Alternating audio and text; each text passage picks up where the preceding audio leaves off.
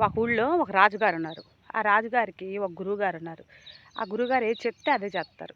అయితే ఆ గురువుగారు చాలా బాధలు పడుతున్నాడు. చాలా బాధలు పడుతున్నాడని చెప్పి ఆలోచించి చేతికి డబ్బులు ఇస్తేనేమో తీసుకోడు అని బాగా ఆలోచించి మంత్రి గారిని అడుగుతాడు. ఏం చేద్దామండి? ఆ గురువుగారికి ఏదో ఒక న్యాయం చేయాలి కదా! ఏం చేద్దాము అని చెప్పి అడుగుతాడు. అడిగితే అప్పుడు ఆ మంత్రి గారు రాజుగారికి చెప్తారు. "ఓ పెద్ద గుమ్మడికాయ తీసుకో. అందులో డబ్బులు, వజ్రాలు, బంగారం అన్నీ పెట్టు. పెట్టి ఆయన పిలిచి ఏదో ఒకటి చెప్పివ్వు" అంటాడు. అప్పుడు ఆ రాజుగారు గురువుగారికి కబురు చేస్తారు. ఏవండీ మరి రండి మా ఇంటికాడ దిష్టి తీసాము గుమ్మడికాయ పడేయాలి అని. అనంగానే ఆయన గురువుగారు వచ్చాడు. వచ్చి ఆ గుమ్మడికాయ తీసుకుని వెళ్తా ఉంటాడు. ఈ మంత్రి గారు, రాజుగారు పక్కనే ఉంటారు.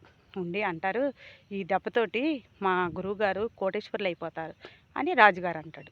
అప్పుడు మంత్రి గారు అంటారు, "ఓరి పిచ్చోడా, నువ్వు రాజువైతే అవ్వచ్చు కానీ కర్మ అనేది ఒకటి ఉంటుంది. అది ఎన్నాళ్ళు అనుభవియాలో అన్నాళ్ళు అనుభవియాలి.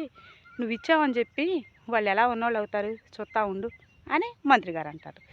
సరే ఆయన గురువుగారు పోతా ఉన్నాడు. ఆయన వెనకమాల వీళ్ళు కూడా చూసుకుంటా పక్కన దాక్కుంటా నడుస్తా ఉన్నారు. వెళ్ళంగానే ఆ గురువుగారు కనిపించిద్ది. అసలే ఇన్ని బాధలు పడుతున్నాను. ఇప్పుడేందో మళ్ళీ ఇది ఒకటి దిష్టి తీసి ఇచ్చారు. ఏం అనుభవించాలో ఏమో అనుకుని వెనకమాల ఇసిరి పడేసి దాని వెనక కూడా చూడుకోకుండా వెళ్ళిపోతాడు. వెనకమాల ఒక అతను గుర్రం మీద సవాళ్ళు వేసుకుంటూ వస్తాడు. ఆ గుర్రం గంతుకి ఒక వజ్రం వెళ్ళి తన చేతిలో పడిద్ది. అబ్బా ఇక్కడ ఏదో వజ్రాలు ఉన్నాయని గబగబా దిగి అవన్నీ తీసుకుని వెళ్తాడు. దీన్ని బట్టి ఏమర్థమైంది? మనం ఎంత ఎంపర్లాడినా ఎంత పాకులాడినా ఆ దైవం అనేవాడు ఒకడు ఉన్నాడు కదా, ఆయన మన రాత రాస్తాడు కదా, దాన్ని బట్టే నడుస్తాం. ఏమంటారు?